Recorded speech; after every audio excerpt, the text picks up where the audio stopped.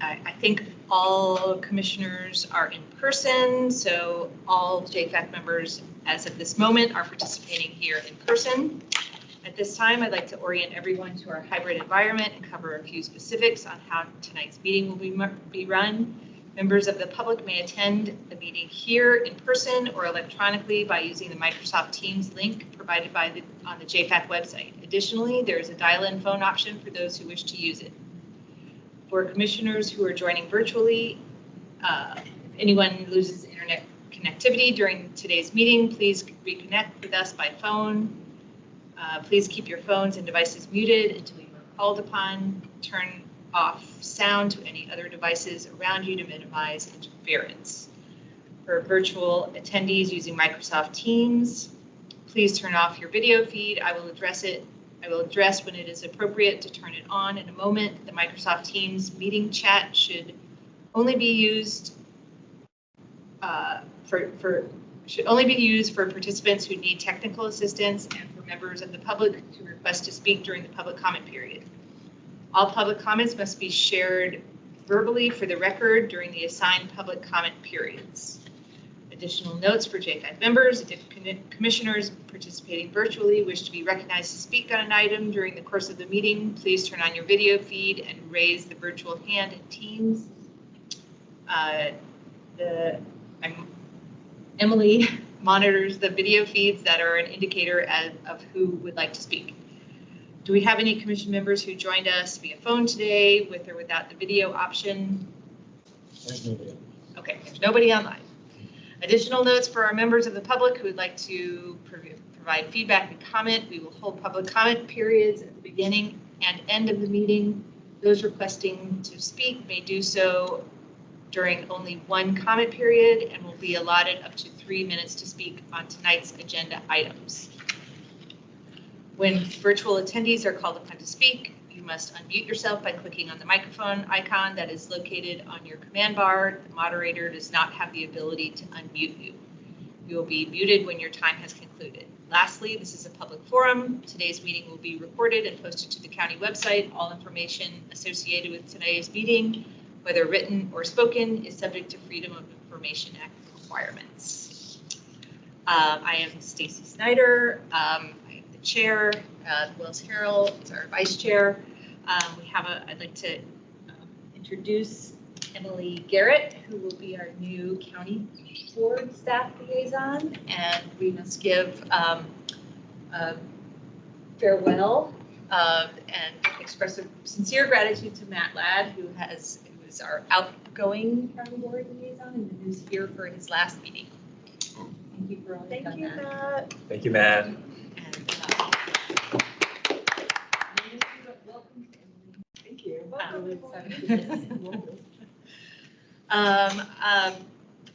The chair's update. I wanted to just point out that it was February the 5th. I attended the Arlington 2050 kickoff event that is being organized by the Garvey and the county board, and it is really a visioning. I think it's very relevant to JFAC's charge, and it's also kind of something that we recommended with our missing middle recommendations last year, because based on our research, a lot of the jurisdictions that we studied, or almost all of them, had also adopted missing middle as part of this long-range visioning process. So it was very interesting. There was a panel discussion. I will share there's a YouTube video that you can watch. There's a demographer that spoke about kind of what Arlington population will look like in 2050, and Jason Samanel from the Washington Post talked about what climate might look like in 2050, and someone from Amazon spoke, and someone from George Mason University talked about future of kind of what education might look like in 2050. But I thought it was really interesting. one of the things the demographer said was, well, I'll just say, I think it's a really interesting and will be a very valuable initiative. When Libby introduced it, or Libby Garvey introduced it, she said, she used a Yogi Berra quote, if you don't know where you're going, you might end up someplace else. So it's a visioning process that will then, kind of hopefully put planning processes into place that will hopefully be collaborative, incorporate this long range visioning, that will make changes. And I watched it again, I was there live, but I watched the YouTube video this morning and the sound was not. But you watched it a second time? I did, well, yeah, because I wanted to go back and because there was so much information that both I didn't watch the whole thing, but I watched the demographer because we are getting projections tonight. But he said that Arlington has shown in the past that it has a capacity to make some serious adaptations to changes. And that was like bringing in Metro. And said it did this with the Metro. I think in the next couple of decades, it's going to have to make changes on a scale that it did successfully in the past. Because, anyway, I will let you guys present the projections. I will introduce you in a second, but I will share over email the YouTube link, and there's also a link that you can create a postcard that says, it's a postcard from the future. Like, here I am in Arlington, it's 2050, and Arlington is a great place to live because it has done all of these things, and here we are. So you can do that, and hopefully at some point, we as a JFAC can contribute something to that visioning process as well. Okay, so we'll move on to, do we have any public commenters? Let's see. Have anybody online? No. Nobody has joined online yet? Interesting. Okay. All right. So let's just move on to our update on projections and forecasts. I guess, Robert, you're up first. Yep. So Robert Ruiz with Planning and Evaluation. So Matt, if you don't mind starting the slides.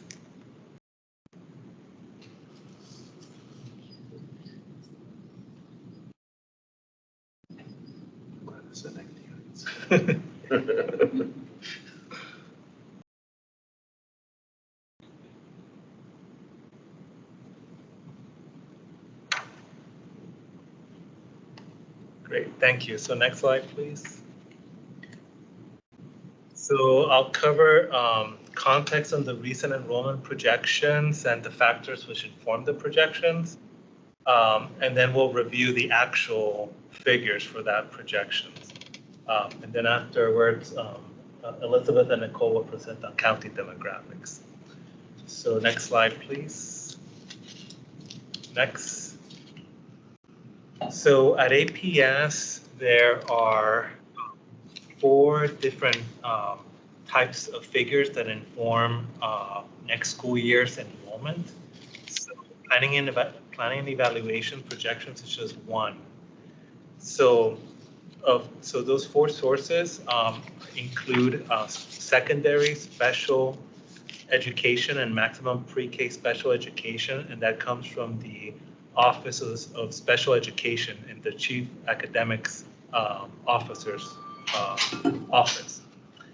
Then there's also the maximum pre-K allocations, and those come from the Chief Academic Officer as well. There's also English learners. That also comes from the Office of Chief Academic Officer. And there's also, and the 4th source for enrollment data is overall K-12 projections by school that comes out of planning and evaluation. So again, 4 sources of enrollment information that inform budgets and staffing and whatnot. So next slide, please. So who are some of the stakeholders that use projections, at least within APS? So projections are produced independent from other APS processes. So you can think of them as agnostic in terms of they don't tell you a route. They just inform you on these are the factors that are, these are the enrollment and where we think enrollment is likely to go in the future. And so it's one of many data points which inform decision makers. So some of the key decision makers within APS would include budget and finance, so how to determine the budget funds and positions per school for the upcoming fiscal year. There's also human resources, which determines the number of school instructors and support staff to hire by school. And there's also offices like, for example, facilities and operations who use those projections as background information to inform the capital improvement plan process. So next slide, please. So what is a projection? So a projection is not a forecast. So forecasts rely on assumptions about future events, such as a recession or interest rate spike. So you're making an assumption about something happening in the future. The K-12 enrollment projections look at recent enrollment trends and extend them forward into the future. So it's like looking in the rearview mirror. So one of the risks of that approach is that trends will abruptly change course. For example, the pandemic, which we all lived through recently, a recession can change how households behave and enroll their students. Extreme weather events is something that we're cognizant that could have impacts in the future. So, but on the plus side, the expectations from projections can be explained by citing past trends. So actual facts that we all agree on. So next slide, please. So this chart shows sort of a long range view of enrollment at Arlington Public Schools going back to the 1960s. And you can see that with our enrollment, there's been fluctuations over time. Since about 2007 or 2006, an interesting thing about our APS enrollment is that it was growing consistently year over year. So consistently growing year over year up until just before the pandemic hit on 2019. And 2019 really marks our sort of high point for enrollment at 26,906 K-12 students. Since then, because again, many of the decisions that families made and how they enroll their students at APS, enrollment has fluctuated. So, we've had periods of it going down since then, going up, and most recently being really flat. But I think an interesting thing about looking at the change from 2019 to the latest enrollment count is that it's not a uniform picture. It also varies by school level. So at the elementary level, from that period from 2019 to September of 2023, we lost K-5 enrollment. We lost middle school enrollment as well. But we also had a net gain just in the count of high school students between 2019 and 2023. So it's a more nuanced picture. So next slide, please. So this is a slide I think I showed last year. So I updated it with more recent information from 2022 to 2023. So the interesting thing about this slide is just to look at some of the growth. So the bars on this chart show net changes in enrollment year over year. And the orange line is percent change year over year. I think looking at percent change might be more informative. But what you can see is that since about 2013, 2014 period, APS was growing and growth was positive, but that rate of growth was slowing down. So we went from around 3.6% down to almost 2% by the period of fall 2018 to fall 2019. And of course, the pandemic just changed everything. So there was again, families making decisions on how they enroll their students. And so we had an abrupt, drop in enrollment. The following school year, there was also a drop in enrollment, but to a lesser extent. Between 21 and 22, we had some positive growth of 1.7%. But between fall 22 and 23, the most recent sort of trend, it's really, I would say, flat at 0.4% growth. So you can see that at least recent K-12 trends have been mixed. So we've had declines, growth, and then flatlining. Next slide, please. So Arlington Public Schools was not alone in this. There were other school systems that also had similar, flattened, such as Fairfax County Public Schools, Montgomery County, Prince George's. Within the region around DC, notable exceptions were Alexandria City Public Schools, which did see an uptick, as well as the District of Columbia. But for the most part, some of the inner schools, school systems closest to the DC metro area had, they were flat. And then some school systems further out, like Prince William, Loudoun, Richmond Public Schools had declines. Next slide, please.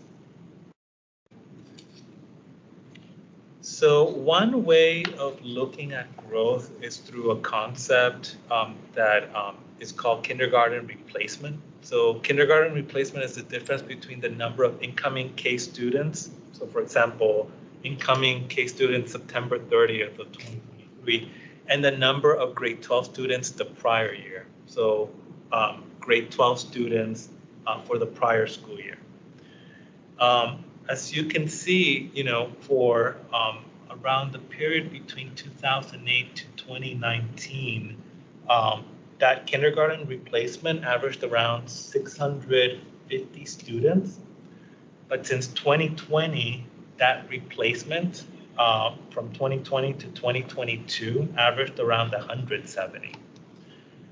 And when comparing our incoming K students September of this school year versus the grade 12 students the prior school year, it actually went negative. So that's something that we'll be monitoring and keeping an eye on, just because a positive number, as you all saw earlier in the decade, a positive number, is indicative of future enrollment growth when that replacement is positive. But a negative number, replacement number, could suggest potential declines or stagnation in enrollment. So we'll see. So that's one measure that we have to monitor. Next slide, please. So another thing that for background information on projections is births. And this is a slide that I also showed last year to JFAC, but I updated with more recent numbers. So, 2016, at least going back to 2010, 2016 was sort of a high point for the number of births to Arlington parents. But since then, those number of births to Arlington parents have been declining over time. So the most recent actual number is for 2022 at 2,415 births. Elizabeth and Nicole provide APS with a forecast of births, and those for this projections round, they go down slightly post 2022, but then increase over time. This is different than the forecast from last year, which was more defined as just being, negative or declining over time. So of course, births are indicative of future incoming kindergarten cohorts 5 years later, and so it does have an impact on the enrollment projections.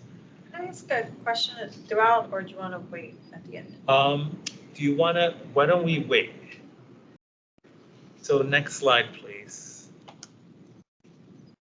So another informative indicator of, what's happening with our enrollment is something called birth to kindergarten ratios. So it's a admittedly a crude ratio. It looks at the number of births 1 year and then the number of incoming kindergarten students 5 years later. It doesn't, so you can think of it as a capture rate, although by no means is it saying, oh, 70% of those births actually are now enrolled at APS. It's just it's a way of measuring and over time and looking at a trend. But, those incoming K students might be from born outside of Arlington. And at the same time, those children born in Arlington also go elsewhere. So, but it's indicative though of migration. So pre-pandemic, if you look at, for example, the period of 2017, the period from 2017 to 2019 in terms of school year, that measure was around 70% or 71%. So in a crude way saying around 71% of those births are now enrolling at APS. Of course, it's not the same children, but it's a measure. But the 3-year average post-pandemic has gone down to around 66%. And that might be indicating something like parents, households with children migrating out. And so we're keeping less of those households in Arlington than traditionally. And as you can see earlier in the decade, some of those rates were higher, well above 75%. Next slide, please. Just want to mention a study that I'll be participating in the spring at looking at how students enroll in new buildings that are constructed. One thing that I did notice by looking at some of the recently completed buildings was there was an expectation of how many students would be residing in those buildings. And for some of those buildings, that the number of students are not as high as we expected. Some of that is related to, might be construction, so some buildings that were anticipated to be finished in time to, have enrollment for this current school year. They've been, some of them have been delayed. Other times it's that they did open within a range of they were expected, but not early enough for them to be fully occupied. And in some cases, we need to understand why they didn't fill up as much as we expected. So that's something that, hopefully next year I can present on those findings. Next slide, please. So looking at the actual projections. Next slide, please. So this chart comes from the enrollment projections report. So it just shows the trajectory post 2023 from 2024 to 2033 in terms of the enrollment that we expect. And as you can see, it's not a pronounced increase, but it is positive, at least in that 10-year time span. Another thing to note is that if you look at the bar, so the way to read this bar chart is the gray bars are actual pre-K and K-12 enrollment. And when you get to projections, at the very bottom of those bars in orange is the pre-K budgeted pre-K assignments that I mentioned earlier. Those stay constant over time. They don't change. What does change are the blue bars, and that's the K-12 enrollment projections. So next slide, please. So these are the numbers, looking at September 30th, 2023. So actual enrollment that APS experienced, and then what is being projected for next school year, fall 2024, and 2028, and then 2033, so 10 years out. Next slide, please. So more informative is looking at the percentage change. So from 2023 to 2024, elementary projection is expected to increase by 0.5%, so K-5 enrollment. Middle school, grade 6 to 8, it's expected to grow by 2.4%, and high school by 1.5%. So in total, K-12, 1.2%. Now, pre-K enrollment is budgeted to increase by around 2.4%. Sorry, 34%. So total pre-K to 12, when you combine the two, projected numbers and those budgeted pre-K seats, 2.4%. Now, from 2023 to 2028, 5 years out, you can see that K to 12 enrollment is expected to grow by 1.6%. Elementary enrollment declines slightly, but you can see that high school enrollment grows by 4.9%, so, and middle school by 3.7%. So it offsets that decline at elementary for an overall K-12 enrollment growth of 1.6%. And then when you take pre-K in total, it combined included, it increases by 2.7%. And then 10 years out, K-12 enrollment is expected to grow, from 2023 to 2033, so a full 10-year time span by 4.1%. And when you take pre-K into account, it's 5.1%. But, caution must be used with those long-term projections. And next slide, please. So this graphic also comes from the enrollment projections report, and I'll walk you through it just to illustrate why caution, needs to be taken into account when looking at long-term projections. So on this graphic, the top line for 2023, imagine that all of those dots are actual students enrolled at APS. When I look at the 2024 projection, assumptions need to be made about that incoming K cohort based on births, on actual births. Now that K student in 2023 moves to grade 1, grade 4 to grade 5, and so on. By 2025, 2 of those cohorts, so if you look at the light blue, 2 of those cohorts now are based off of assumptions on birth plus construction. So out of the 6 cohorts at elementary, when you count K in, so 2 are based off of relying on that data set. And only 4 are based on, actual student counts. So by the time that you get to, for example, 2028, 6 years out, or 5 years out, then 5 of those cohorts are based off of assumptions about that future construction and future births, and that all gets modeled. So by 2029, all those elementary cohorts are based off of those assumptions that go into the projections.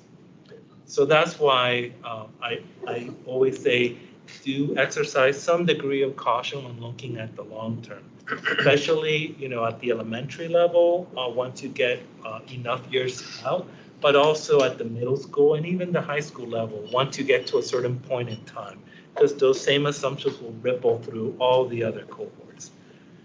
Next slide, please.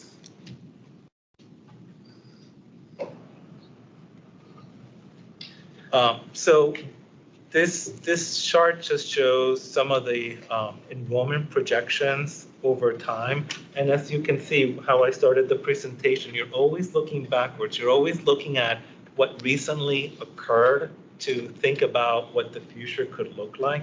So some of our earlier projections going back to 2013, 2014 were quite robust because what was in the rearview mirror then was this, very robust growth in enrollment.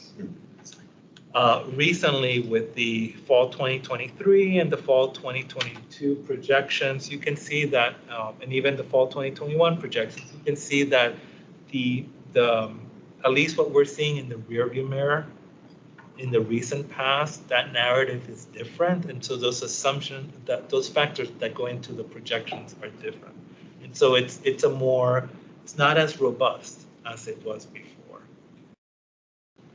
Next slide, please. So one thing that's included in the enrollment projections report is accuracy. And so that's, let's see if it's listed there. So in attachment E of the projections report, you will find accuracy information for every school going back several projections rounds, so that you can see, how well are we doing with those enrollment projections. So for when comparing September 30th, 2023 to the fall projections of fall 2020, the fall projections on the prior year for that school year, the actuals came in lower than had been projected by around 400 students, K to 12. But, in terms of the accuracy, it was 99%. It was better at the middle school level and at 98% for the elementary and high school level. And so in other words, that flatlining that we saw between fall 22 and fall 2023 is not something that we picked up on based on some of the prior data. And then you can see figures for pre-K. Next slide, please. So this infographic is hard to read, but what it's trying to explain is sort of the cycle on how projections work with human resources and with budget and finance. So right now, the superintendent will release the budget. That budget is based off of the fall projections that are included in the projections report. Currently, I'm working on what is called the spring update to the next school year's projections. That will take in some other factors into account, and those projections will then inform the school board's proposed budget and the adopted budget. So it's a complex process that includes many APS stakeholders at different points in time. And then an earlier version of that infographic is also included in the enrollment projections report. Next slide, please. So some takeaways, enrollment reached a high point in 2019, and fall 2023 enrollment is below that peak. APS experienced flat K-12 enrollment growth between 2022 and 2023, but we were not. APS was not alone in that, and other Northern Virginia school systems also experienced that. And importantly, enrollment trends are not yet telling a consistent narrative. So enrollment trends have been mixed with declines, growth, and then flattening. The fall 2023 projections expect K-12 enrollment to grow by 1.2% between 2023 and 2024, when budgeted pre-K seats or budgeted pre-K enrollment is included, that growth bumps to 2.4%. And that's with anything else, there are risks. For the fall 2023 projections, those include, they mentioned earlier, newly open residential buildings taking longer to reach occupancy, and in some cases, those buildings taking longer to get built. The share of 2019 birth becoming incoming kindergarten students falling further than anticipated. Again, that birth to kindergarten ratio has been declining slightly. And an outsized external event outside APS's control, such as a recession, pandemic, changes in immigration policy, extreme weather events. So there are those. Next slide, please. So next up is the demographics update. Can I ask questions before we Sure. to the county side?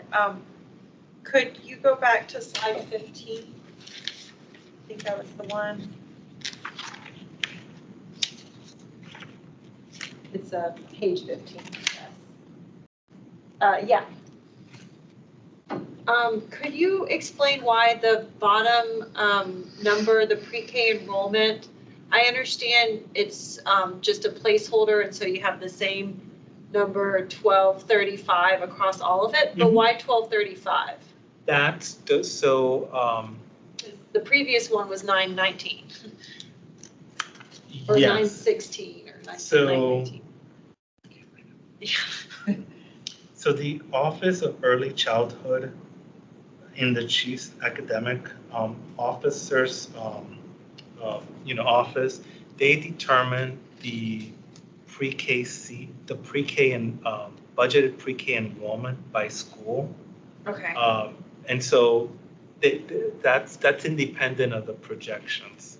So I'm not an expert on how they make those decisions, but I know that in the, for example, in the enrollment projections report, you have in the, like, literally, one of the things we do is we'll include the projected K-12 enrollment.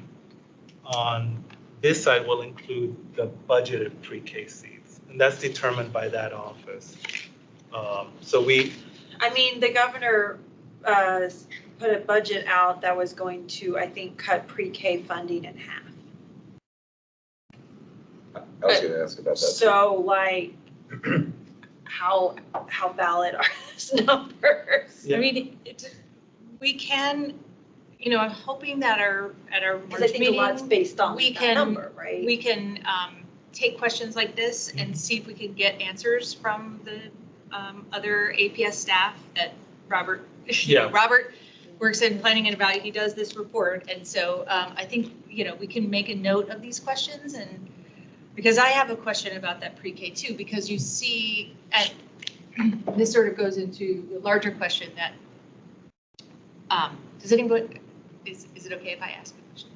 I have some more. So I think that, like when this projections report came out, it took me a little while to kind of wrap my head around it.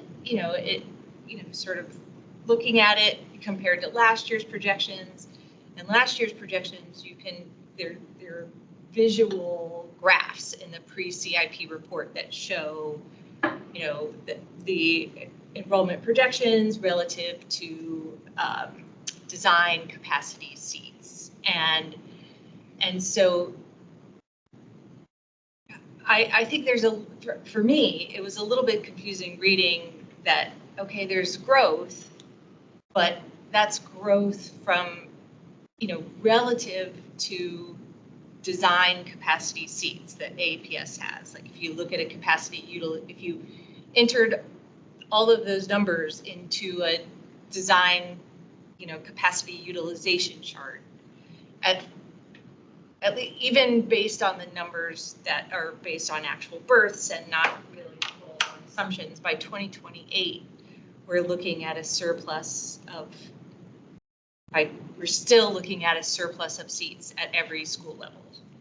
By 2033, even if we grow, we're still looking at a surplus of seats at every level. And even though that last number, the 28,865, if I'm reading that correctly, is actually a little bit higher.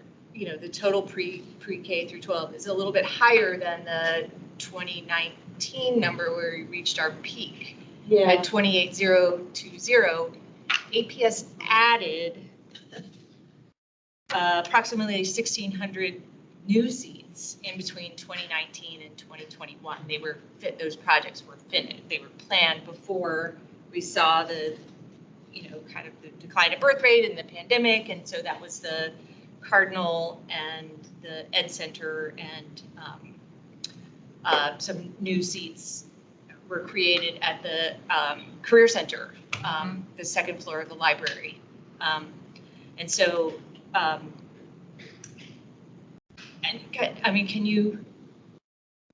can you confirm that? What I can say is that on the APS website, on the statistics, about us statistics, I do publish something called a capacity utilization table. So the version I have is the one that we currently have there. It has not been updated, partially because the spring update is included, so that needs to be finished before those numbers are updated. What I can say is from you can look at the capacity utilization tables. They're online, and so you can see the difference between projected enrollment and expected seats if there's any new construction, and some our design capacity. So that's available data. That's online, and to your point, it was also included in that pre-CIP report as visuals. Claire, I actually have a question relating to yours on pre-K, that's all right? Sure. Yeah, me too. So it looks like on one of the other slides, there was like 300 some odd student difference between projected pre-K, sitting in fall 22, looking forward to 23, and then going forward to fall 23, it was 300 some odd higher than what had been projected. Could you explain the reason for that? Like, is it that the pre-K cap was raised for 23 and those enrollments filled? Or was it that the cap was actually the same or substantially the same? So and there's just more growth I in can't pre-K? speak in an informed way about pre-K, not being an expert on it, and I know it's a very complex staffing work that's undertaken for pre-K. So I can't make it, give it justice like for all the work that's involved with it. I mean, I can include it in questions because it seems that there's a lot of questions around how is pre-K how is budgeted pre-K determined, in other words. Well, that does go towards pre-K through 12 design capacity seats. And, if you actually, can we go back to the bar graph in gray and blue? Yeah, that one. It looks like pre-K hasn't hit that 1,235 since 2018. Yeah, and one thing to note where that slide that I had, like, Right. 4 sources of enrollment information. Right, yeah. One thing is that it's the maximum pre-K allocations that do occur. Yeah. But again, I know it's very complicated, and I can't speak, to it in an informed way, not being a pre-K expert. Yeah. I have one clarifying thing that you were asking about. I wrote down is what are the budgeted pre-K numbers? What is that? What programs or budget? Where does that come from? What does it mean? Like a VPK or other programs? Like where is that? Yeah. So that would assume that would 1235. include VPI, pre-K special education, 3 and 4 year old Montessori, community peers. So there's several types of pre-K that are in that But that a figure. budgeted allocation makes it sound like we will plan to have these seats available. That is different than reverse mirror looking. So you're Yeah. kind of conflating some things here. You're saying that this is a projection, and then we're putting in a pretty key piece that is not a projection. So, Or it, like how, so that Yeah, looking in the the rear rear view view mirror only applies to K to 12. So yeah, only- but that's not, I mean, but but in- if we're using what is, I guess, it's not, and it's not, it doesn't sound like it's even a forecast either. So you've got the forecasts where people are trying to predict the future based on, whatever's been happening. You've got the projections where you just take the trend and continue it. And then you've got this whole other third category that's the preschool, budgeted preschool seats or whatever. But that seems to be driving a whole lot. Well, the reason it's included is because part of APS, besides K to 12, also includes pre-K. So to get the full picture of enrollment at APS, you do have to look at pre-K. But, different data But sources. looking at it, I mean, I don't. Different data sources have different, different things go into it. So for K to 12 enrollment, it's projected. Pre-K, again, it's still maximum budgeted pre-K seats, but in some. But I'd want to know, because you could look at births and you could say, what is the latest kindergarten, like birth to K ratio? And you could say 3 years ago, Yeah. there were 1,900 births times 0.64 is the current ratio. That should generate an actual projection for Yeah. pre-K, not this other number that we don't know where it's coming from. We could actually put that input into this model. I mean, I think this is a good question that we can put on the Yeah, agenda and try to get some answers for next Yeah. meeting. I mean, from, back when we were experiencing the enrollment growth, those pre-K numbers were important to be fixed because, because they are part of our elementary school design capacity seats. Like some, there are classrooms that are used for pre-K in almost every, and when we were experiencing enrollment growth, sometimes they had to move pre-Ks out of a certain school because it was too overcrowded and Yeah. too many relocatables, and so there was no, that had to go, but there was room at that other school, so we put them there, and but I think now when we're looking at this, what I see as a surplus of seats, and it's not insignificant. So by 2028, the total pre-K seat surplus compared to the relative design capacity seat of 30,164 is 1,968 surplus seats for pre-K through 12. And that's using the 1,200. That's using that number. That's using the 1,000. Which is the maximum. Right. projection. So it would maybe even more surplus seats if, and that, like with growth, it's surplus of seats does not happen evenly, across the system. Some places, as we see right now, there's a couple of schools that are overcrowded. There's a couple of schools that are already under-enrolled. And, projected to see, even when you look at the, kind of the breakdown, which you can for the next 5 years. And also at you look at the elementary school level, by 2028, the elementary school level alone, that's the next 5 years, it's compared using those capacity utilization, the numbers that were on the capacity utilization charts, it will be 1,291 surplus elementary school seats in 2028.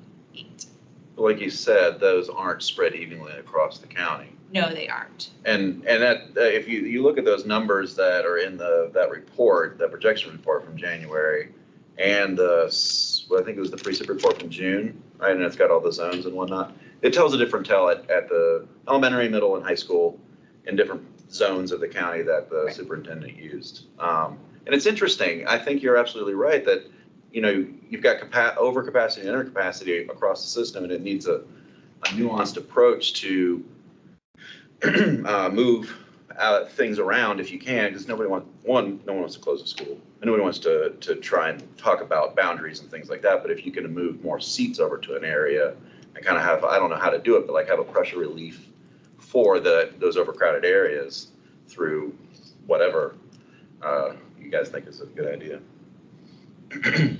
But I think there's, you know, and going back to your point about instead of +5 from birth rate for this year for kindergarten doing +3, I think we probably have more 3-year-olds than they have seats available. Is that, you know, if we had 1,000 people starting in kindergarten at APS, we don't have 1,000 VPK seats. We have 500 or something like that. Is that a fair statement?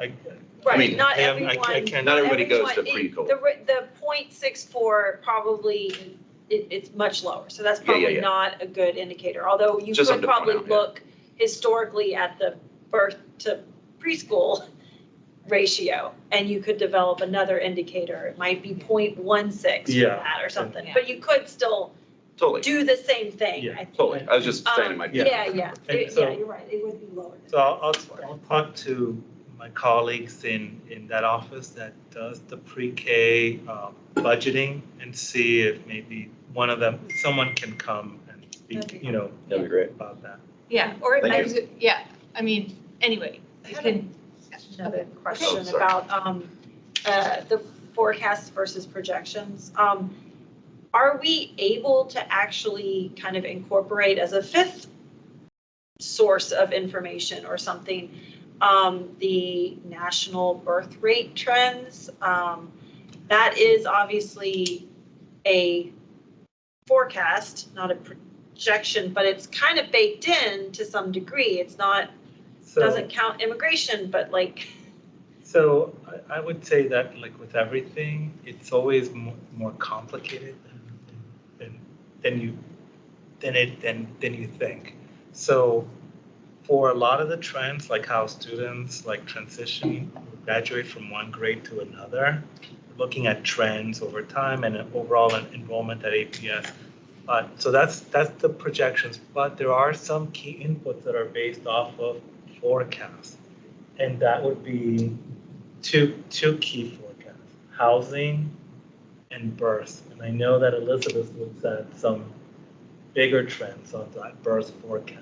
well, I guess I'm wondering if there could be a third one, which is fertility rates, which is different than births, right? Because just because a woman at 49 has a birth doesn't mean she's gonna have a second. right? Okay. So that we can hear. about Yeah, it. okay. Yeah, and we covered a lot of this last time, so we kind of took our presentation at more of what's happening with demographics this time, so not so much about the forecast. So let me try and answer this fertility rate question now. So with our population forecast, we have a cohort component model that was built by RLS Demographics, one of the consultants from Community Facility Study, and he's updated it several times. I just updated it this past fall for us. And part of that model is putting in total fertility rate for Arlington, comparing it to total fertility rate of, you know, that's looked at, what did you use, the Social Security Administration and their projected total fertility rate. The total fertility rate for Arlington is much, much lower. And the Social Security Administration actually, I think, had it kind of growing maybe, or it was high. It was very high. So there was a lot of calibration with this model to make sure that we could get to births that actually happened. So that's one calibration of the model. And then moving forward, Okay. looking at migration and movement, right? So you have the migration movement part, but also if you have people going out and in, what ages are they? What is the fertility rates based on Right, age? right, So all right. that is in this cohort component model, Okay. and we give that to Robert for those for the projected births. I will say that, you know, it is based on our total population, right, and how that changes. And the last time that we did a forecast for the population was about 2 years ago, two years. Coming up, we're going to do another one because that total population number really does impact the births that are projected in this model. So, now we'll talk about the population trends that have happened that really show why we need to update our forecast. So what we see today here is not based on the updated forecast with fertility. It is. It is the based most on. recent one. Okay, so the outcomes here and the conclusions are different than what the demographer told us all on the 2050. So Hamilton is a wonderful, wonderful demographer. I think Hamilton was big picture. Right. We're going to talk a little bit more about Arlington. So you're actually going to present something that's going to be different than what he presented? Not necessarily different. I think we're just taking a different look at it. Huh. Well, this is different. Well, let's see. Yeah, Okay. that'll be interesting. All right. Yeah. Yes. The numbers that you have, do you have the total number of children in Arlington? And so what percentage are going public school versus? No, so all these figures are for enrolled students at APS. I know that Elizabeth has some of those numbers, so that That broader. number, yeah, we track that. It's in the annual profile report. If you go to the education and student section, it will tell you, right? I think it does. I'm looking, I'm like, 'cause Emily used to be on our research team, so you might have seen them last year. But I think we do track the number of students that go to public and private. It's in their own. So do you, just for a rough, what was the percentage of that? Do you remember? Really just in my mind. Is it around 92? I want to say 90%, 80. 80%, wait, go to public. Is that what you're I saying? want to say 92 would. I can't. I guess I'm Okay, we just can look curious. it up. Okay, can we get that Yeah. information? Yeah, it's on At a later date? Sure. Yeah. I'm just curious if Just private freak out. schools are growing or, Oh, no. Let me see. Pull up the profile while Yeah, you give I your can- presentation. thank We you. can, Public and private. Is that only private school in Arlington, or could it be if you're going to private school in, say, Alexandria or DC proper, are they tracking it by the number of children in Arlington, or only those children in Arlington who go to Arlington private schools? Arlington residents. Okay, so regardless of what, Regardless if they're Jurisdiction. going to Alexandria, if they're going to DC, Arlington residents. okay. Okay, let me see. Interesting to know how that's changed. Huh. Well, it probably changed a lot during COVID. What else do they have to do? So page 3. 0 is 19. Okay. Yeah. So thanks for having us here tonight. I'm here with my colleague Nicole Bowling. We are the research team in CPHD. Last year we were here talking about the forecast and we provided some demographics. Tonight we're going to talk about population estimates, births, and migration. The agenda for tonight, we're going to start with a housing development update. So what happened over the past year. Talk about population estimates, and then go into different variables of the component of population change. So with that, I'm going to hand it to Nicole, and she's going to talk about housing. Okay. So tonight, I just wanted to remind everybody of the two data mechanisms that we have to track development in the county. We have our development tracking database that provides us with development statistics. We follow board actions and construction permits to track all the development that is approved, then that goes under construction, eventually completed, and then demolished. So all of this is, we have quarterly and annual reports that are on our website that I'm updating, throughout the year. And then, this is all on our open data website as well, so it's accessible to the public. You can review all of this information. And our other data source is our master housing unit database. This is all of the housing in Arlington. It's by housing unit type, owner or renter occupied. Hang on, let me put another note on here. So it's at the address level or the multifamily complex level. So this is what we provide to APS annually for student enrollment projections, and has also become our basis for population estimates. This is also available online too through the county's GIS open data suite. And then to go to this slide, this is Arlington's housing stock for 2024. So right now, as of January 1st, we estimate the county has 123,706 housing units, with the majority of them being multifamily, so that's 72% on the chart, which includes apartments and condos. The single family detached makes up 22% of the housing stock, and then the single family attached is at 6%.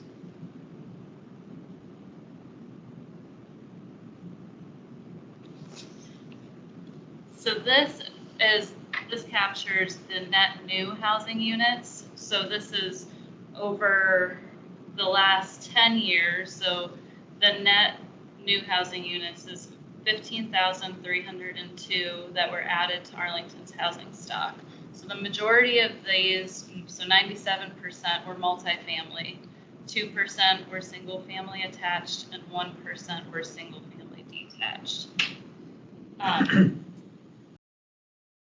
On this slide here, we have that we just want to remind you too that the majority of single family detached units were replacing a demolished home. So that's important to keep in mind. And this chart shows the new demolished and net units going back 10 years. So on average, about 17 new net units were added to the county.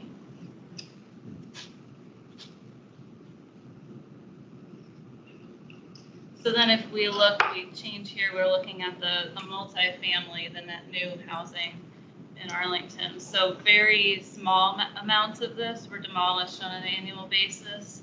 So on average, about 60 to 70 units. And for new construction, the average for the last 10 years was about 1,500. I feel like I'm going fast.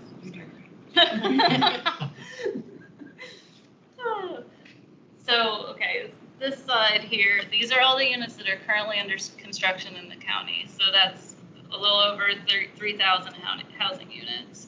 Of these, 68% of the multifamily that was under construction is located in the Richmond Highway corridor. So that includes the developments that are occurring at 1900 Crystal Drive, Crystal Plaza 1, and then Hazel National Landing. The other 32% of the units are located in the RV corridor, and that includes the 11th and Vermont residence, 1201 North Quinn Street, Roslyn Holiday Inn, the Wendy's site, and the Ballston Central United Methodist Church.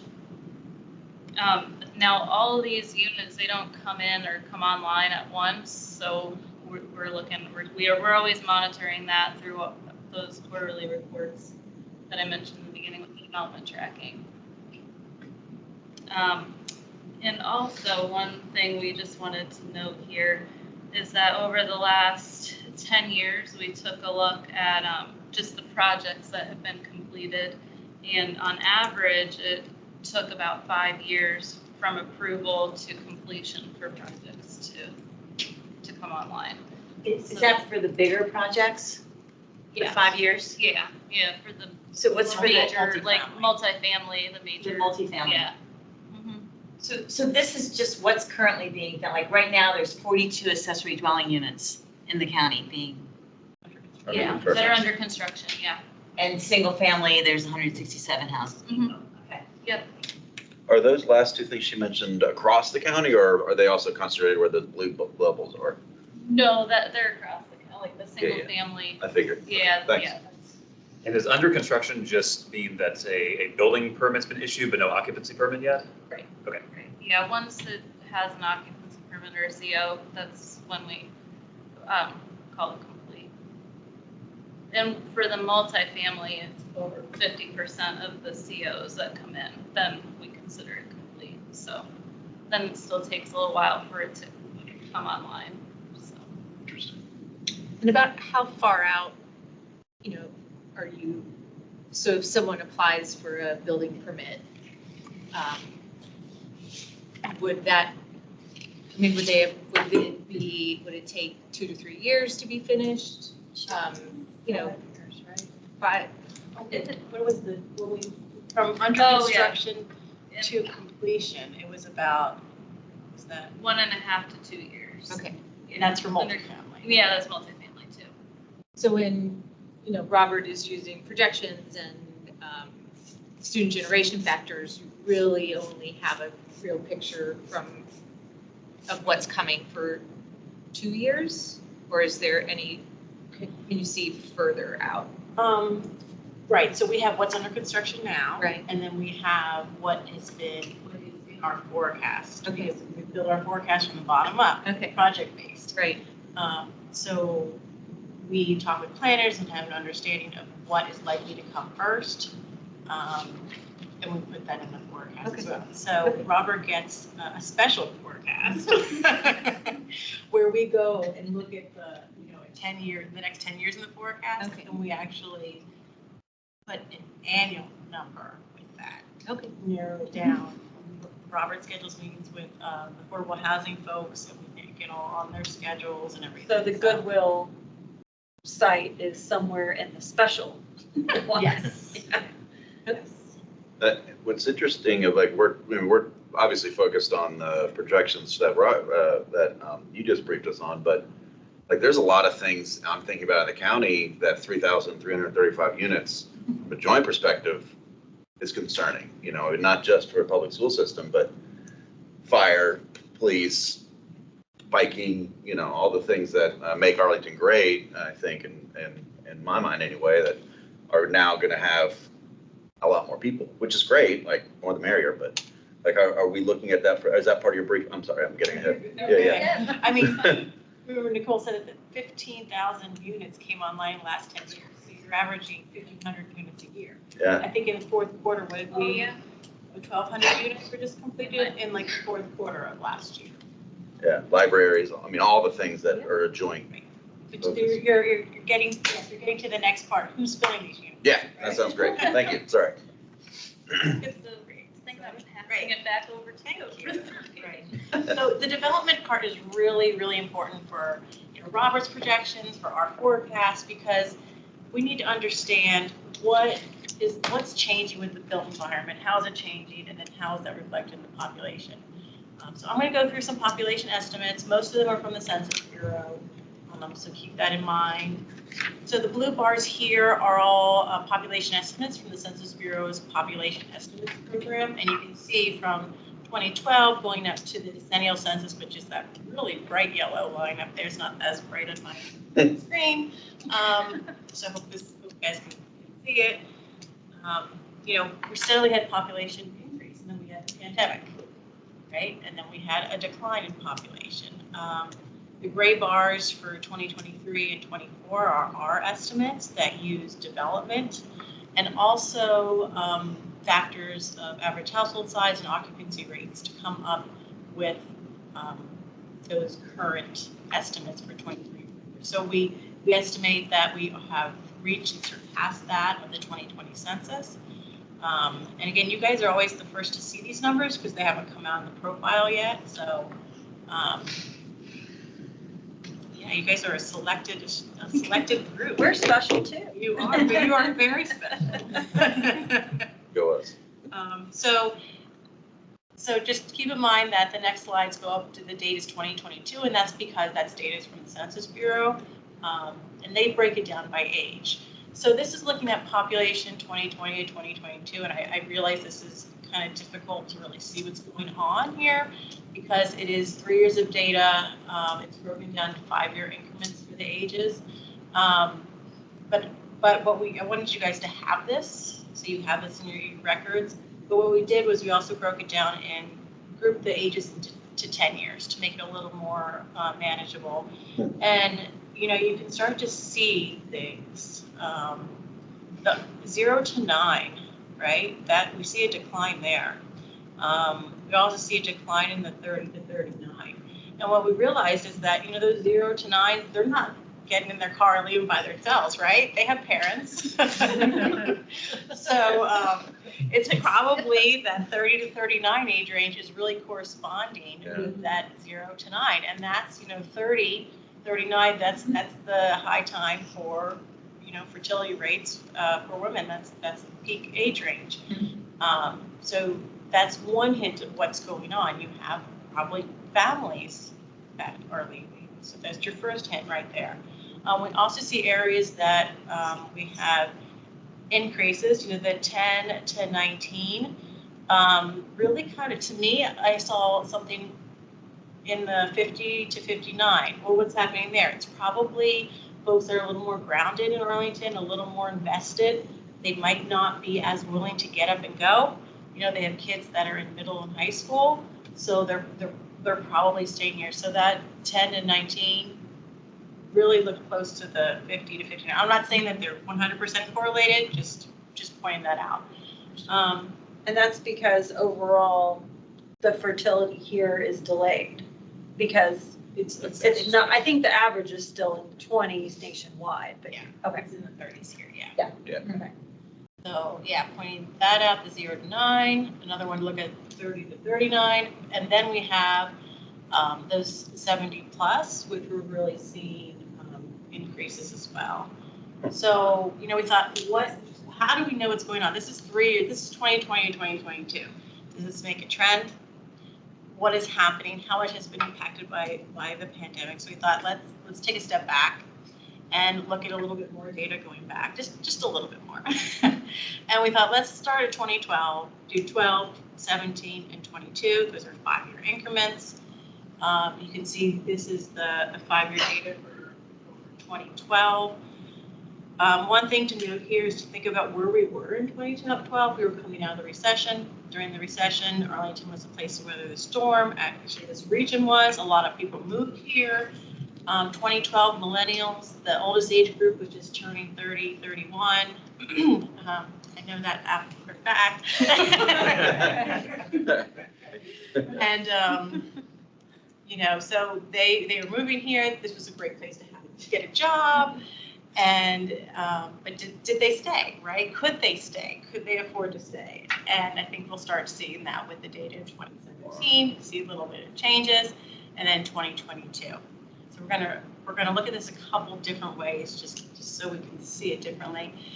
Here's the age-sex pyramids for 12, 17, and 22.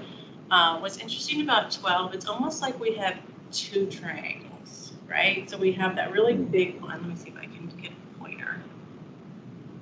Does this do it? Oh yeah, it does. So we have this big one here, right? And then we have this here is almost like another one. And so we have that big, the 25 to 29 coming out. And then you can see in 17, it comes in, right? So we don't have that big age group. The smaller triangles still kind of there. But as you look at 2022, it comes in a little bit more, a little more aligned, and look at this here. We're not really seeing that triangular shape anymore. So just another visualization. I overlaid it, so it might be just another way to look at it. And see a change, to see where the population is. What's interesting in that 25 to 29, the male side increases. You can see the male side increase more than the female. I don't know why that is. Huh. But Wait, increase from 2012 to 2017 or? from this one, from 17 to 2022. So we're going to change it. Let me go the other way. So when we go this way, so that's just another way to look at it. Going back to looking at the 10-year groups for ages. Again, we can see 0 to 9 as that kind of peak in 17, then down. 30 to 39 is really the only other one that has that same kind of look of the bars. So they could be connected. Same with the 10 to 19, 40 to 49, and 50 to 59. Just thinking, those might be the parents. The 20 to 29, it's come down. But it's really, it's a tiny bit higher than it was in 2017. Then you get to the seniors, and that's just continued to grow. Yeah. So what's your read on all of this? I mean, in terms of, because it seems to me, it seems so, sort of explainable in terms of the age groups and everything else. It just, you have young people coming in, we have, folks who are going out and traveling and, for work or for whatever. I'm just wondering what your. How about, what, going to be, fill up the question wall. Sure. Okay, thanks. Do we have a breakdown of school-age kids to, households that have school-age kids and households that don't? That's in the profile as well. Okay. Yeah. Okay, so going to the next one. So now we're going to talk about components of change, talk about how the population changes. First, migration are the things that increase the population. Deaths and out-migration are the things that decrease the population. So we'll start with births. This is a national birth trend from going back to 2007, looking at how things have changed. So starting at 2007, if you compare each year of births with that 2007, this is how it's changed. And we haven't reached 2007 levels. Continue to, these are all, if you notice, the top bar here is 0. So these are all negative. Which is interesting, the Northeast at the time after the recession was, I guess, the lowest negative. And now it's the South. Okay, then we go, looked at Virginia. So Northern Virginia was the outlier here, the closest to 0. And then starting in 2017, started to go down. And now the Richmond area is the lowest negative in the state. And then let's look at Arlington. So Arlington was actually positive. And it was up to 2016 and then started to decline. In an article by Hamilton Lombard, he cited that Arlington dropped 25% birth rate. That's what we're seeing. Yep. Wow. Yep. And then this is the same thing that Robert showed, just as a line chart. Do you track that over many more decades because of the whole generational change in housing? Like if there was expansion in the 50s and then those people are deceased by 2010 or whatever, and then everyone came in because there was a generational turnover in the housing stock. Do you track that or? We don't go back that far. I don't even know if we would be able to get the data to go back that far again. I mean, you could, well, I hear that was a factor in some of this. Affordability too. Definitely with the millennials and that big population as well. It's because or just we're here, and we have the next age group. When that comes through, we're going to have more births from them as well. But there are dips. It's like when Broyhill built, Mm-hmm. 20,000 or something in 1 year, then by 100 years, all those people are deceased, or by 50 years, whatever that is, and so that generational turnover of housing stock. And I thought that someone was saying that was a factor around the 2010s of people being able to come in and then, hey, I've got a house, but that's not going to happen necessarily 10 years from now. Right. Because those people are not dead yet. Interesting. Yeah, I think there's a lot of factors that would go into them being able to purchase a house in their early 30s and stay because, supply and then affordability. Just that we know what evacuates houses, which is death. So that's the point of deaths or retirement or Yeah, right. that cause people to move Out. So, Yeah. so The as cost we're to getting live onto here. that morbid subject, Yeah. so prior to 2020, deaths averaged around 900 per year.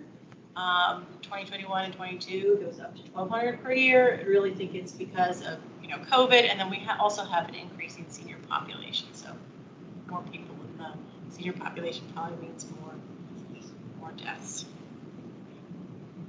Okay, now we're going to talk about migration, which is always a fun topic because it is the hardest variable to get a handle on. This chart shows the international and domestic migration, also the net migration. So you can see, the impact from the pandemic. We had a lot of folks leave, and then, or net out migration, and we still have a little bit of a net out migration, but it's not to that level it was during the pandemic. And where did folks move? So this is actually the latest data from the IRS. 2022 data doesn't come out until June. But this looks at, pre-pandemic, what were the top 20 locations that Arlingtonians were moving to? So you have that as your first column there, 1 to 20, and then 2019 to 2020, how did that change? And you can start to see some places move up and move down on the list. We have new places like Baltimore City and Wake County, North Carolina, start to get on the charts. And other ones fall off. And then 20 to 21, you can see even more how Anne Arundel County moved up to 8 and Richmond City moved up to 12. So the first 7 are always the same, regardless. But it seems like folks are moving south, if not to Richmond, then they're moving to North Carolina. Okay, so this goes into, I think, Natalie, some of your who's moving in, who's moving out, what's happening. Looking at the movement by age again, just looking at 18, 19, there's no 1-year data for 2020. The Census Bureau did not publish that. So then looking at 21 and 22, we look at the 1-year data for 2018. This shows net movement by age. You can see that those 20 to 24, they're still coming in. They are still coming in Arlington. We are attracting them. And the 5 to 17, goes up a little bit too. But as we move along, we can see the 5 to 17 in 2019 started to move out, and so did the 30-year range, the 35 to 49. This is the 2021, and then 2022, the net movement by age. I'm going to go to the next slide. It's the same. So that net movement is the yellow line here. And it just shows the migration by age, the in and out. So you can see the under 18 negative, young professionals, probably it's still positive there, but then goes negative again, positive, and again, it kind of hovers around that 0. So again, what does this mean, right? So thinking about this means like, we have all these housing units being built, but they're mostly multifamily, probably 1 to 2 bedroom units, right? How many folks can they hold in them, or how many folks will they hold? And so that talks about average household size. Talking about single family homes and what's happening there, who's moving out. Are people staying in their homes when they're empty nesters? Can they sell their home? What's happening with the market? And this is kind of telling on this chart where we're looking at the difference between non-family and family households.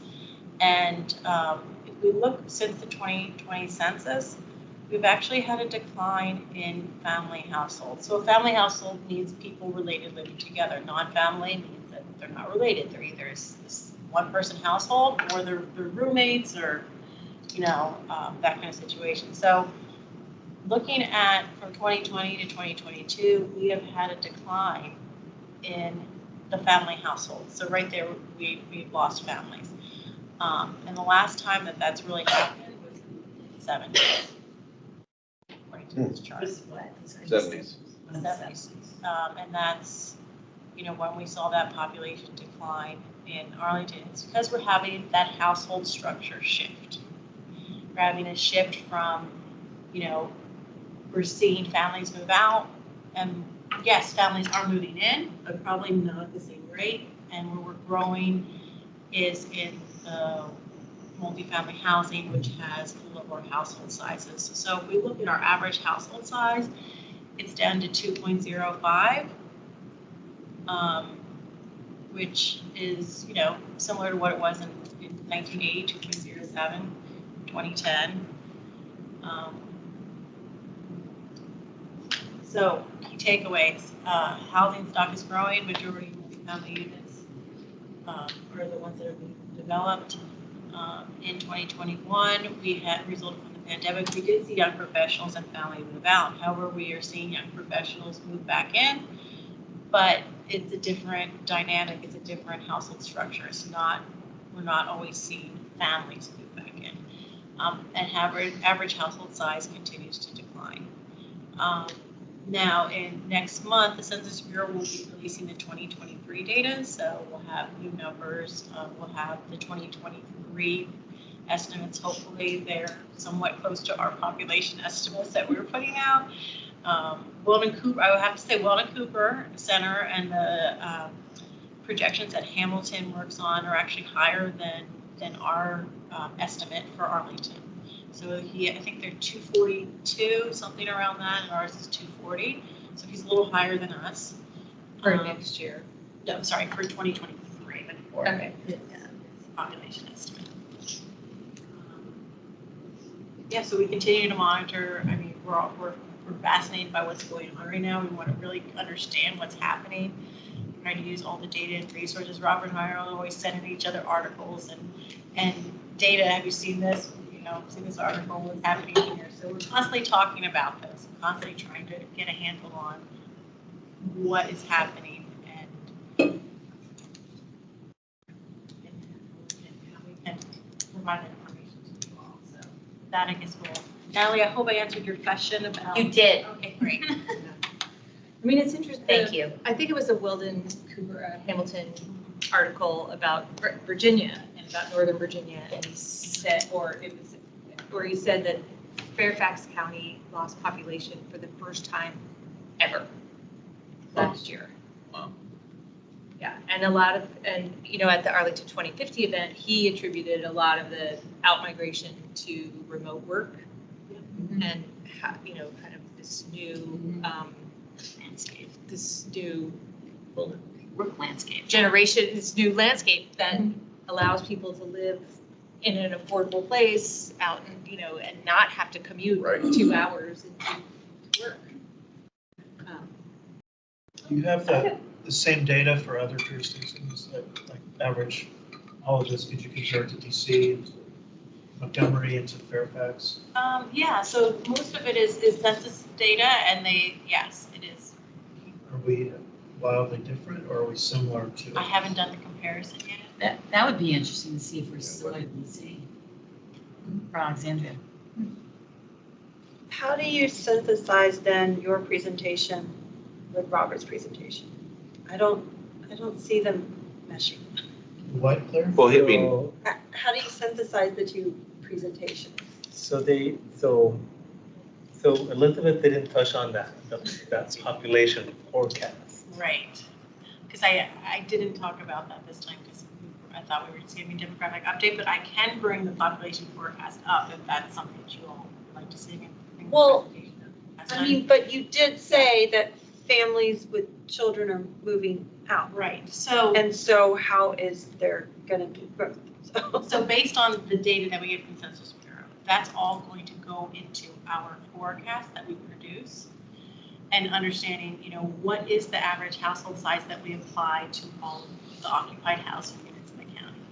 Should that be changed as we go along with the forecast?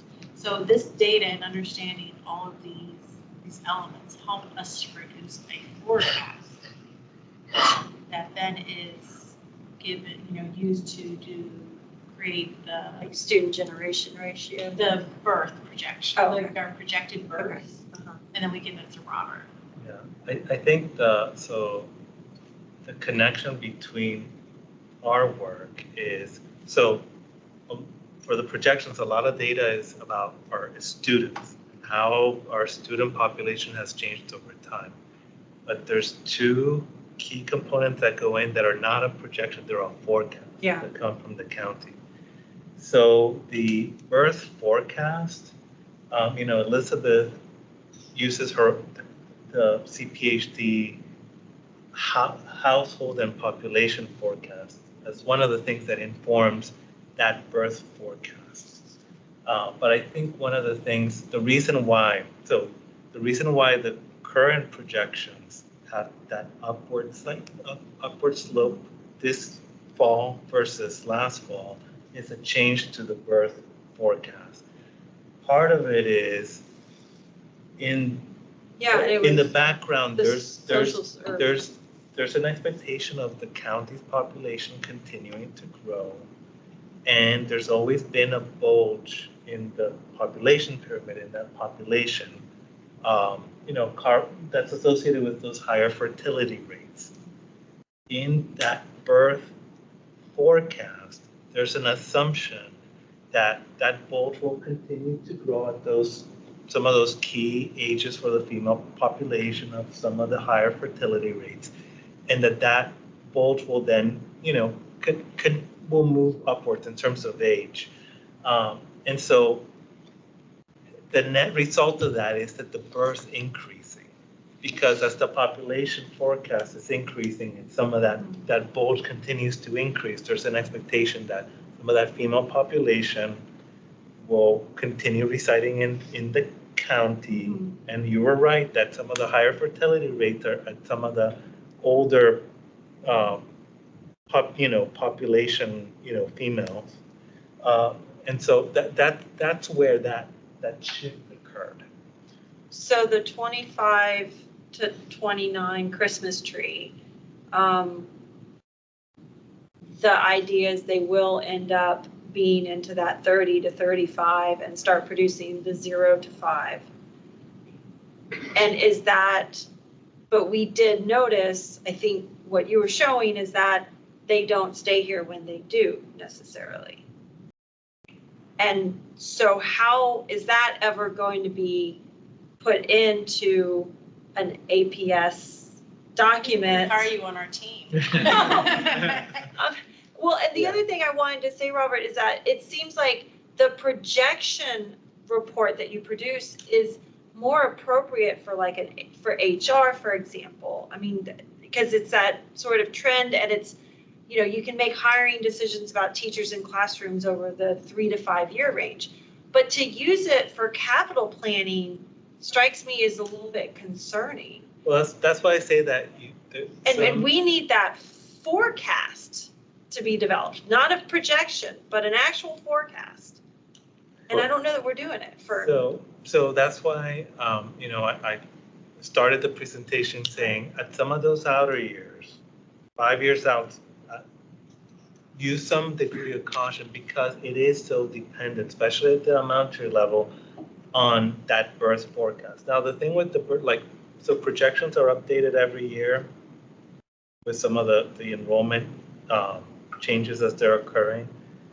The same thing with some of the on the county side for that birth forecast. So the updated population forecast will factor in some of the updated census numbers in terms of migration, and average household sizes will factor in. So it's always changing, but sometimes to catch up to more current circumstances, you need more data is lagging, in other words. But that's why we're updating all this information every year. But I worry that without doing 2 reports, a projection and a forecast, one is misleading in decisions. I think it's misleading. I worry about that. Because the 10-year, what I'm hearing tonight, the 10-year forecast is different than the 10-year projections. I think they're the same.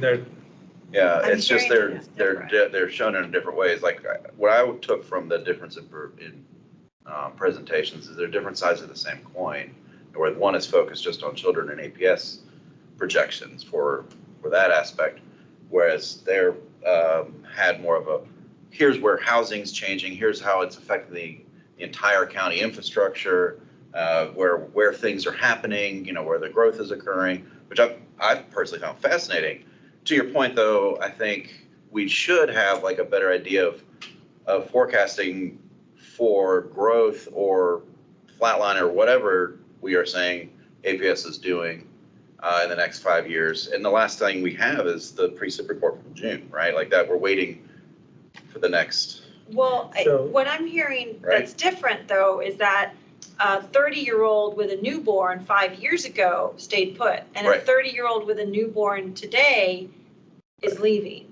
Most And that on a trend. creates a difference between the trend line Totally. and the Yeah. forecast. So But- that's why I'm still hearing that But- there's a difference. But so I think part of what you're seeing is that our presentations were very different. Okay. So my presentation was on projections, on Yeah. what we expect in the future.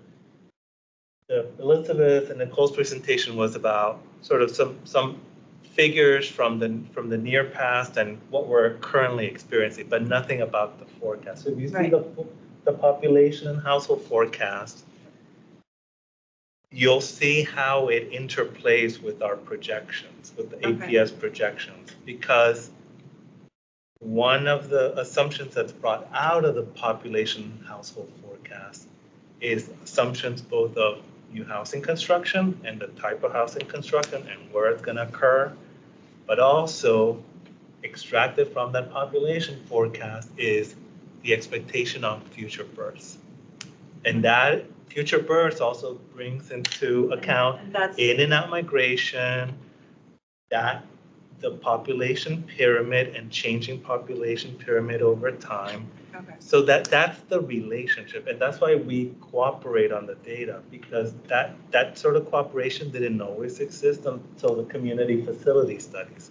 So there was a very conscious effort that with the community facility studies that Matt Glad was involved with, that there would be more of a relationship so that what the county's seeing also informs what APS is seeing. So that's the difference. I think, yeah, so what you're presenting, you're actually expecting things to change. These are always changed. Well, That's the only constant. What I'm saying is, really don't know exactly how it's going to change. This is what we have seen, right? And the best that we can do is use what we have seen the past 10 years, the past 3 years, is to put that into our forecast, that we provide the data to Robert and APS.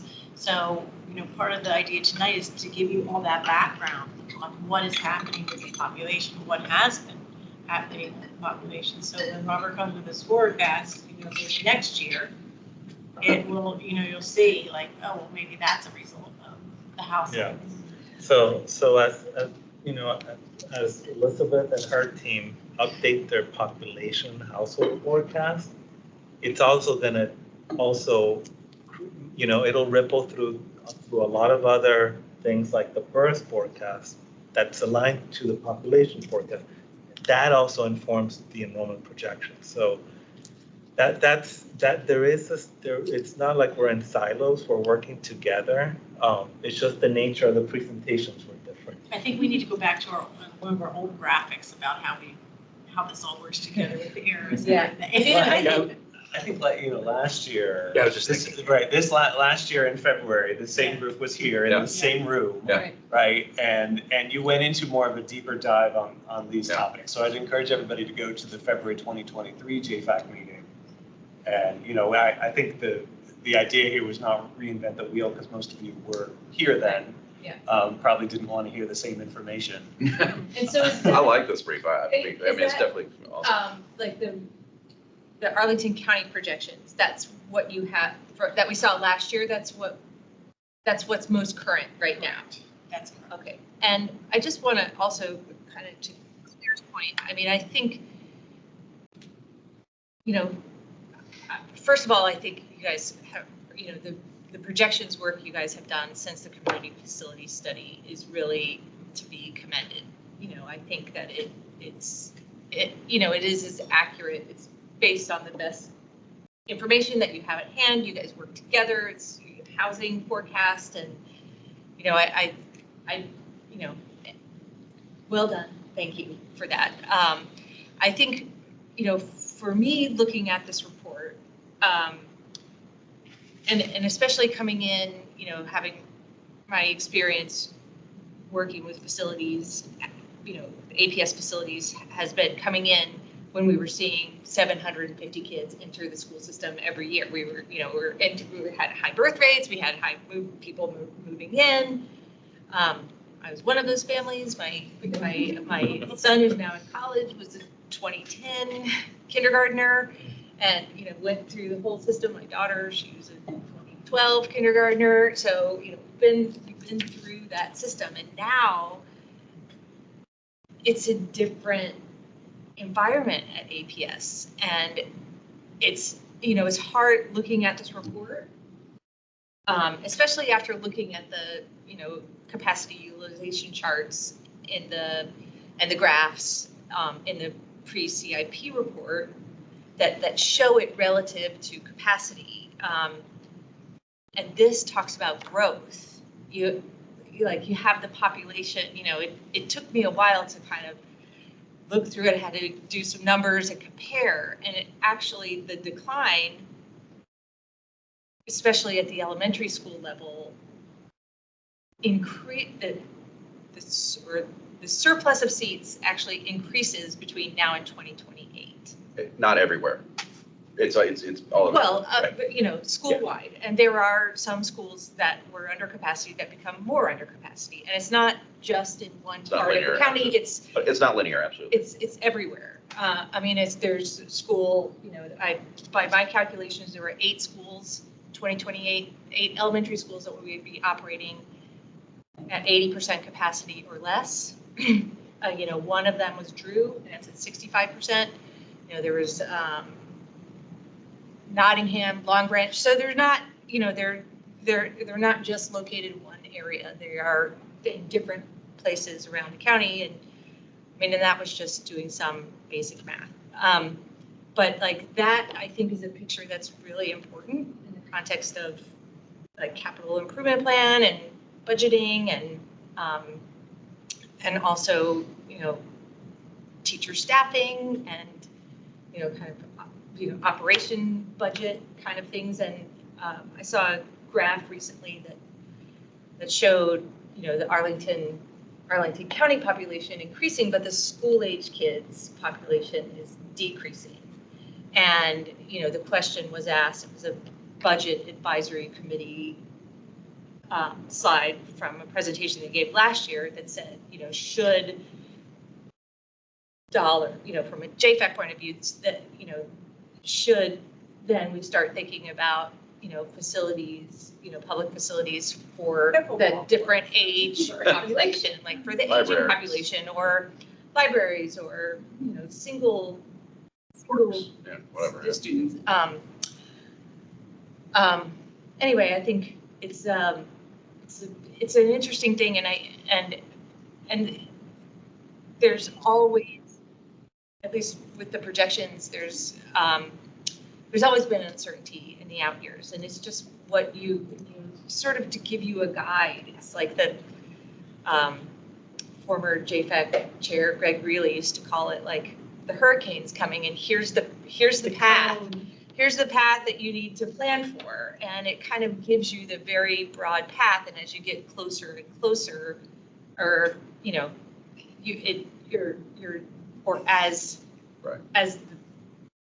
as the forecast comes closer towards you, less far away, it gets more specific. And I think that which is why Arlington County and APS does a CIP every 2 years, so that we can respond to that forecast. Anyway. Is there a plan to do look at similar data for DC, Montgomery County, Alexandria? Alexandria, Fairfax? Or is that a special request situation? The monitor for Regional Commission, she puts out a lot of data, actually a lot of dashboards on their website. She lives in Northern Virginia, so that we can share that with you all. That's helpful. And I'm not sure, I don't think COG does much of that, do they? Yeah, but the Northern Virginia Regional Commission does put a lot of stuff out. Elizabeth, a couple quick questions. Do you have any granularity on the household size? So, average household size declining, one might think maybe because multifamily housing units are increasing. I don't know if that's true, but are average household sizes declining in the single family neighborhoods as well? Can you break that down, granularity? And then the second question would be, any comments on, do you see any effects of Amazon in terms of what we're seeing with growth, jobs, age groups, locations, et cetera? So, I did have one slide in the back pocket about, so let me see if I can project this. That Amazon question, I noticed all those blue dots in the Richmond corridor, AKA walkable to Amazon headquarters. I think it's really hard Well, to maybe Nice so. place. tell Yeah. anything. Yeah. Yeah. Oh, nice. Yeah. That's the point. Maybe change. I love the area. I welcome all this change, but where would we put Let me people? just share my screen, let's see if we can do it that way. Can you see this one? Oh. So this is looking at a couple different data sources from the ACS. I'm just looking at household size. The top line, the pink one, is single family. The yellow one is total, and then multifamily is the blue one. And it's just looking at 1 year estimates going back to 2016. So, we have seen a decline, a little bit up and down here. 2019, even before the pandemic, it looks like average household size for a single family went down a little bit. Not much. It looks like It's like 2.7 to 2.6, 2.8, right? Is that what I 2.8, actually 2.8 to like 2.6, Yeah. 18 and 19. That's actually a really big jump, apparently. Sure. Average household size, like it's, to see any change. But now it's 2.85, Yeah, it's back Yeah. to. Yeah. Back up. which is probably why. But this is 1 year data, and it can be, there can be margin of errors in this thanks. data and stuff. So I think of it as like the overall trend for this and how it relates to each other is probably the best way to look at this. Clearly, the multifamily is dragging the number down. Yeah, because the stock is increasing so much. I just had a question about the single-family homes. This is kind of unrelated, but where are these new single-family detached homes that are not demolished homes? Where are they being built? Like, what part of Arlington is that? I don't see like 1 square foot of real estate here that is. Where's So Uh, this happening? in East Falls Church, for It's example, not so my going up. neighborhood, there are some new single-family developments where there was kind of a large plot of land that got subdivided and then turned into single-family homes. There's also the Fabry Northrop site, which is, I think, The being what? converted.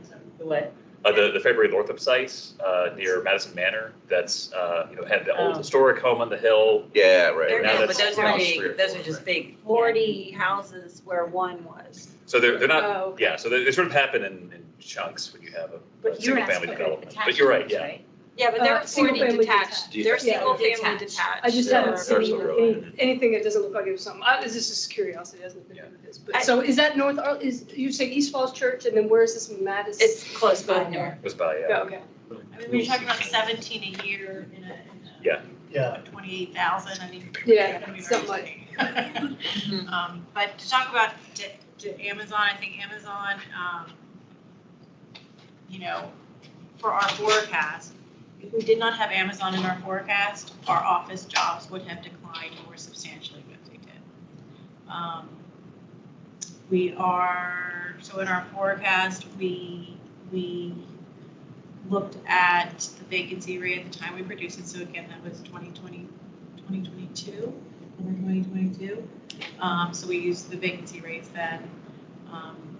And then we normalized it over a 10-year period, or normalized it over the, sorry, normalize it to 2050 for a 10-year average, and which were still really high vacancy rates for office. And I think, the farther you go in the forecast, which reliability or accuracy is going to be questionable, I think it's more of a rosy picture probably than what it will be for the office jobs. But again, we're going to take a look at it this summer. Do you have correlate any income with any of this household income? We don't correlate. I have one question about whether, Robert, you give information back to them in terms of student generation rates for housing. My other people have given me the impression that even though you would think a one-bedroom apartment in the Orange Line corridor would not generate a high number of students, that it actually does. And maybe people are more incentivized to, rent the amount of housing that they can afford, even if it's not a bedroom per kid here in Arlington, to take advantage of the really good school system, which means do our apartments have a higher student generation ratio than maybe the average? And I think APS could actually trace that back. You guys know where every single student lives. But you'll produce student generation factors. But I don't know if you done by- produce it based on local data or if they just use So- national data is what I'm. No, so we work together on that. So Nicole mentioned the master housing unit database. So Nicole, Nicole and Elizabeth, they keep track of every single residential parcel. Okay, So they give that file to me. Okay. Every year, they update it because every year the parcels are changing. okay, so it's and a so- locally derived Yeah, so generation. what I rate. do Okay, is that's good. I match all the students from September 30th to the parcels. Uh-huh, So then on the report, there's a student generation rates page. yeah, So that one, we try to footnote, it's sourced and footnoted so that you know the year that the parcel file, the parcel file's from and when the student counts are from. I'm gonna be updating that this spring. But also as the county has projects that are going before the planning commission, the county will send APS a list, the proposed information on the proposed project, the number of units for a lot of the new mixed income, how many of them are like market rate and how many are committed affordable, and then APS provides. so you guys do it. Yeah, so Okay, it's a that's- two-way kind of flow of information. Okay, that's And also, helpful. Robert provided all the data in the profile from APS, so I put up what the student generations are for the different unit type breakout. And that's the same that Robert has in his report. Robert's report also has it by attendance area, which is pretty neat to see as well. What report, which one? So it's the latest? enrollment projections report. Yeah, So I this thought was, It came out in January. Yeah. yeah. You report at 8. And so that's probably one of the more popular parts of the report is the student generation rates table. Awesome, thank you. And I will share, knowing that it's close to 9 o'clock, do you have public comment? There were some people that were dialed in. If we Is there anybody still, is there anybody participating virtually? could Does ask? anyone online want to give public comment? It's *6 to unmute. No one's unmuting. Okay, all right, thank you, Matt. But I will share the Arlington 2050 info that I talked about at the beginning of the meeting. I will share the link to Robert's projections report that came out in January. And if you guys could send me a link maybe to if there's last year's presentation or at this year's presentation too, that I can send that out. And I was also going to share there's an article that Hamilton Lombard wrote about Virginia, kind of the trends of school enrollment in Virginia, that I think is fairly interesting. And it talks about, sort of, it just puts it into a larger context. And Then could we get the follow-up on the pre-K? yes, and at our March meeting, Maximum. we haven't set the agenda yet, but, you know, we will be talking, but Or if you can Well, just. the plan I'll was, talk to- whatever, I mean, it doesn't Yeah, have I'll to see if I be- can get someone who can talk about it, you know, Yeah. Yeah, you who can- worked on that. yeah, Email it around. Yeah, Yeah, great. we'll talk about, we'll try to have those answers in March, and we'll sort of talk about kind of these things in sort of context. I think the proposed budget will be up by March for APS, right? It's going to be out tomorrow. Yes, the superintendent's proposed budget, yeah. So, anyway, thank you very much. Thank you. Thank you very much. Thank you.